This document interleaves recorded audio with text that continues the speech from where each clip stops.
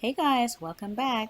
Today I'm going to show you guys how to make this updo wig with a headband around it. The headband is actually attached to it. This is how it looks, and this is the inside. We're going to be using an extra large dome cap. I prefer this kind of cap for this kind of wig.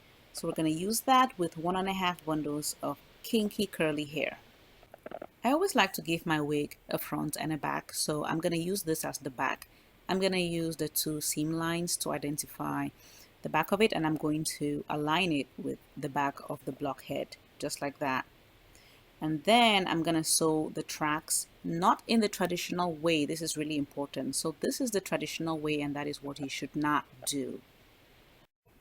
We're going to place it the opposite direction of what you normally know. If you have made wigs before, you know this is not how we place the tracks, but on this wig, this is how you're going to place the tracks, sort of upside down, because the tracks are supposed to face upwards. It is an updo. So we're going to place the tracks upside down, just like that. For the sewing, we're going to sew in this direction. Follow my finger. So we're going to sew in circles and circles and circles until we get to the top where there's no more cap to sew. So we're going to sew around and around until we're done at the top. This is really important. I'm going to show you guys one more time. So we're going to place the tracks upside down. This is the placement. That's the center back. So we're going to place it upside down and then sew in circles and circles and circles continuously. We're not going to do any flip over until we get to the top. Pretty easy. We're going to start sewing around where the ear should be, right there. So we're going to place the cap on the sewing machine and then place the track upside down just like I showed you, and then just start sewing in circles. Now when I sew, I don't really stretch the cap.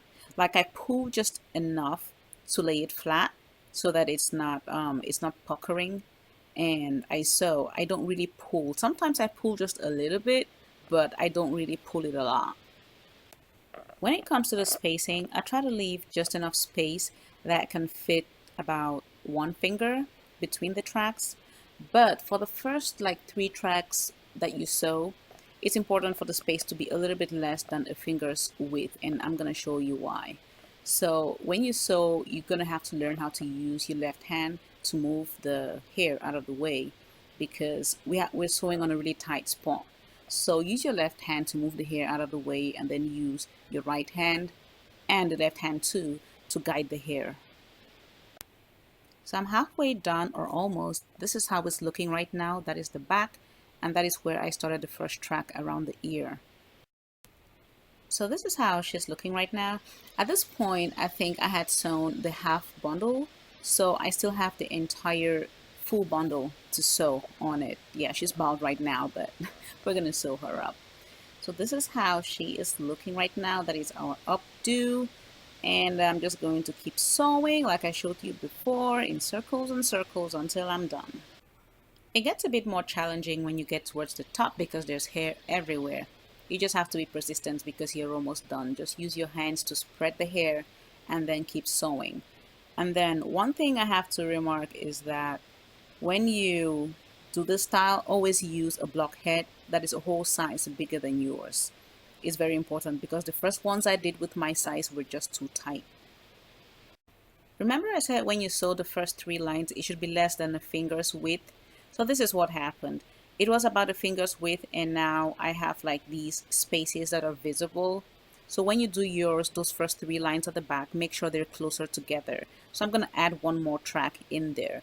However, this is a kinky texture, so when you comb it and it fluffs out, most of those holes are actually going to cover themselves up. We're going to separate the curls just a little, and before I do, I like to wet it because I like it to retain some of the curls. And by open up the curls, we're going to do it just very minimally. I'm actually going to do 4 combs. Like I'm going to comb this wig 4 times to be exact, and that's it. Don't do more than 4. Or, well, just do it to your preference actually. But for me, I like to comb it just a little bit, like that's enough right there. And then I'm going to proceed to put it up in a ponytail. When it comes to the ponytail, I actually prefer to use thread as opposed to elastic bands. So the problem with elastic bands is that it just gets tangled up with the hair. It just gets entangled. Get it? I'm so silly. Okay, I like to use thread. So thread just does a better job when I'm doing the ponytail. So at the bottom of the ponytail, I use thread, but when I'm doing the messy bun at the top, I just use an elastic band, a very loose fitting elastic band, and that works out perfect for me. At the end of the day, just do it to your preference because sometimes I wear this wig like really messy and sometimes I do the bun. So you really don't have to use the thread or elastic band, just do whatever works for you.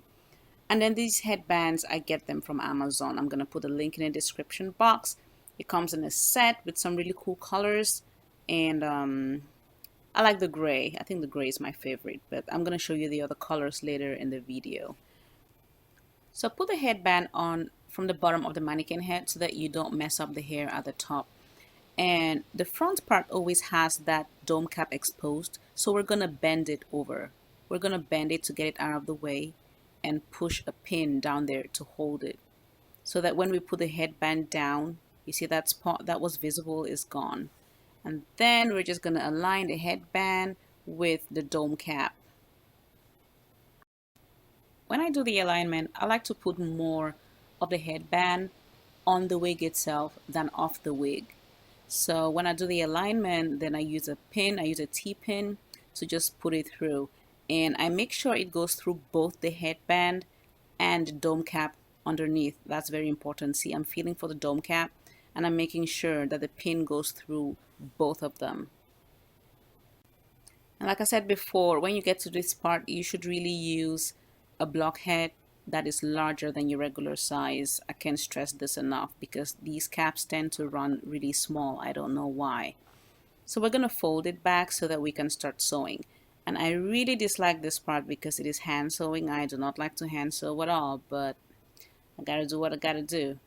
So fold back the headband and expose the dome cap underneath, and then we're going to start sewing. And when you do, it's really important that you use a thread that matches the headband.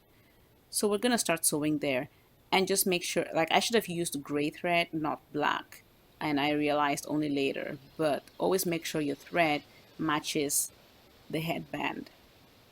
When you sew, your needle should go through both the dome cap and the headband, just like I'm doing. So the needle has to go through both of them. And when it's going through the headband, make sure it goes through a very small piece of it so that the thread does not show on the other side.